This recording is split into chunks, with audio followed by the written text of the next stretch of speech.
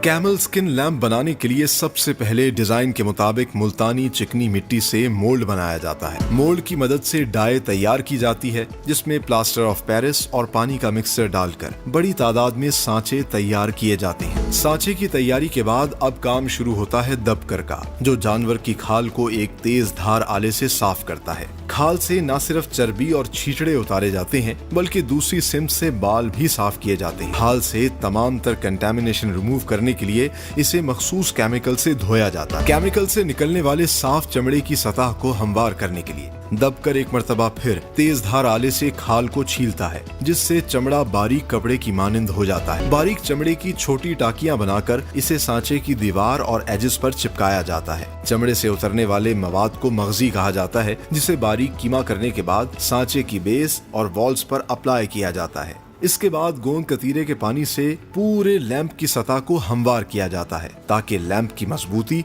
और चमक दोनों बेहतर हो जाए। 2 दिन धूप में सुखाने के बाद लैंप के अंदर प्लास्टर ऑफ पेरिस के सांचे को चोट लगाकर तोड़ दिया जाता है, जिससे सिर्फ खाल का सांचा रह जाता है। आखिर में इन कैमल स्किन लैंप्स को नक्काश के पास भेजा जाता है, जो अपने फन के मुताबिक इन पर ऑयल पेंट की मदद से खूबसूरत नक्शो निगार और कुदरती मनाजिर ड्रॉ करता है। सिर्फ मुल्तान में तैयार होने वाले इन खूबसूरत और जाजिब नजर हैंडमेड कैमल स्किन लैंप्स को पैक करके पाकिस्तान समेत दुनिया के बेशतर ममालिक में एक्सपोर्ट किया जाता है, with the proud tag of made in Pakistan. 900 साल पुराना ये फन जो आज भी मुल्तान में जिंदा है। इंटरेस्टिंगली अभी भी ये कॉटेज इंडस्ट्री है, घरों में ये सारा का सारा काम और प्रोसेस होता है। और ये कैमल स्किन लैंप्स जो हैं ना सिर्फ पाकिस्तान में बल्कि पूरी दुनिया में बहुत ज़्यादा पसंद किए जाते हैं। ये एक नायाब चीज़ है जो कि हाथों से तैयार की जाती है, एक हैंडीक्राफ्ट है। तो सबसे पहले हम इस वक्त मौजूद हैं जहाँ पर ये एक मिट्टी का सांचा तैयार किया जा रहा है, और आप देख सकते हैं मेरे पीछे भी आपको मुख्तलिफ डिज़ाइन के सांचे जो है वो नज़र आ रहे होंगे। तो सबसे पहला प्रोसेस जो होता है वो मोल्ड बनाना होता है। उसके लिए ख़ास तौर पर मुल्तान की जो चिकनी मिट्टी है उसको इस्तेमाल किया जाता है। आप मेरे पीछे देख सकते हैं ये बड़े बड़े मोल्ड्स भी जो हैं इन्हीं ख़वातीन ने, जो कि घरों में यहाँ बैठ के काम करती हैं, इन्होंने तैयार किए हैं। और आप देखिए कि पाकिस्तान की ख़वातीन जो हैं कितनी हुनरमंद हैं, कितनी टैलेंटेड हैं। और आप इससे भी अंदाज़ा लगा सकते हैं कि हमारी ख़वातीन जो हैं मर्दों से कहीं पीछे नहीं है। मोल्ड तैयार करने के बाद दूसरा मरहला होता है उसकी डाई तैयार करना। और यहाँ पर आप देख सकते हैं मेरे पीछे भी काफ़ी ज़्यादा डाई, जब ये एक मोल्ड अप्रूव हो जाता है कि इस डिज़ाइन की प्रोडक्ट तैयार की जाएगी तो फिर उसकी डाई बनाई जाती है, ताकि बल्क में उससे जो है प्रोडक्शन की जा सके। डाई बनाने के बाद फिर प्लास्टर ऑफ पेरिस के पाउडर में पानी मिलाकर एक ख़ास मकदार के अंदर ये एक लीवी तैयार करते हैं, एक सब्सटेंस बनाते हैं, और फिर उस सब्सटेंस को डाला जाता है डाइयों के अंदर। और डाई में डालने के बाद फिर उसे कुछ देर तक के लिए रखा जाता है। जब वो सूख जाती है तो फिर इस डाई को खोला जाता है, और खोलने के बाद फिर हमारे पास एक ऐसी प्रोडक्ट सामने आ जाती है जो इनिशियल उसका आप कह लीजिए फेस होता है, जिसके ऊपर फिर आगे चल के खाल को अप्लाई किया जाता है, चिपकाया जाता है, और फिर उस खाल के ऊपर जो है बाकायदा तौर पर नक्श निगारी होती है। कहा जाता है ये तकरीबन 900 साल पुराना जो है ये फ़न है जिसको आप लोगों ने ज़िंदा रखा है। जी जी बिल्कुल ऐसे ही है, इसमें कोई शक नहीं। 900 साल से ये हम ख़ानदानी चले आ रहे हैं। आमतौर पे तो इसको कैमल स्किन कहा जाता है, कैमल स्किन लैंप्स। तो ये सिर्फ क्या ख़ास ऊँट की खाल से बनते हैं या और भी मुख्तलिफ़ किस्म की खाल इस्तेमाल की जाती है? नहीं सर, सिर्फ ऊँट की खाल से नहीं, ये गाय भैंस के चमड़े से भी बनती है। बड़े जानवर की खाल से तैयार जी, बड़े बकरी वगैरह नहीं। अच्छा। बड़े चमड़े से ये बनते हैं। तो उसकी क्या वजह है, क्या चीज़ आप उसमें ख़ास ख्याल रखना होता है? सर इसमें ये है कि ऊँट की खाल जो है उसका जो टेबल लैंप बनता है ना जी, वो ज़रा थोड़ा सा रंगत उसकी ज़रा लाली में होती है। तो जो गाय का या भैंस का चमड़ा है उसके कलर जो है बिल्कुल साफ होते हैं, बिल्कुल लाइट जो है साफ नज़र आती है। इस वजह से ना ये अब ज़्यादातर हम गाय का ही चमड़ा इस्तेमाल करते हैं, ऊँट का कम इस्तेमाल करते हैं। अच्छा, ये जब आप इसकी सफाई कर रहे होते हैं तो किस किस चीज़ का ख़ास ख्याल रखते हैं? मैंने देखा दोनों साइड्स को ये साफ़ करते हैं। एक साइड पे जिस पे फ्लैश होता है या चर्बी होती है उसकी सफाई करते हैं, और उसके बाद फिर दूसरी साइड जहाँ पे बाल होते हैं उसको भी ये साफ़ करते हैं। तो किस चीज़ का आप ख़ास ख्याल रखते हैं? ये दोनों चीज़ें साफ़ करनी है। इस दोनों चीज़ों तरफ से ये साफ़ होगा तो फिर इसको जो केमिकल हम में डालते हैं ना, केमिकल में, ठीक है, वो फिर दोनों तरफ से अच्छी तरह साफ़ होगा और उसको उस केमिकल चढ़े वो सफाई करेगा उसकी। ठीक है। कास्तक जो कास्तक है वो खूनी दाग वगैरह निकाल देगा इसके। ठीक है। जो हाइड्रोजन है वो इसे बिल्कुल सफेद कर देगा। अच्छा, ये चीज़ हमने देखनी पड़ती है कि भाई इसको अगर हम सही तरह साफ नहीं करेंगे चमड़े को तो उसको जो केमिकल है वो असर नहीं करेगा। ठीक है। वो सही तरीके से उसका ना कलर साफ नहीं। रॉ हाइड की सफाई के बाद इसको एक केमिकल प्रोसेस से गुजारा जाता है जिससे तमाम तरह कंटामिनेशन दूर हो जाती है और बिल्कुल सफ़ेद रंग का चमड़ा जो है वो सामने आ जाता है।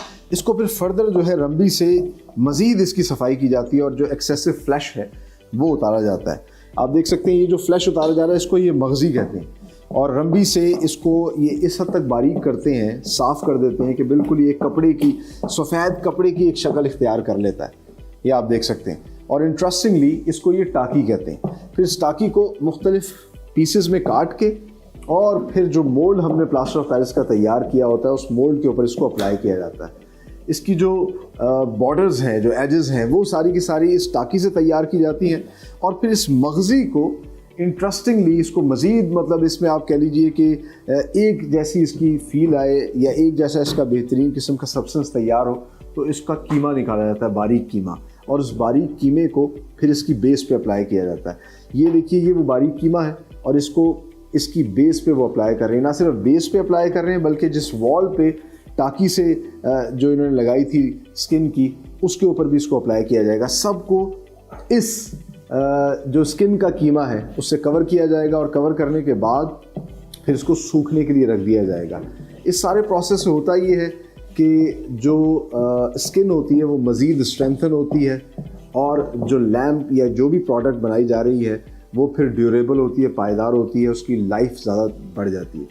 तो अच्छा, अब एक और मैं आपको इंटरेस्टिंग चीज़ यहाँ पे बताऊँ कि जब ये इसको इस पर अप्लाई कर देंगी तो अभी तो ये बिल्कुल आपको एक रॉ सी सरफेस लग रही है, लेकिन इसको प्लेन करने के लिए फिर ख़ास किस्म का गोंद का तीरे का पानी तैयार किया जाता है और फिर कपड़े से उसको जो है बिल्कुल स्मूथ किया जाता है। स्मूथ करने के बाद ये अगर आपको कैमरे की आँख से हम दिखा सकें कि ये वो फॉर्म है, फाइनल फॉर्म इसकी तैयार हो गई।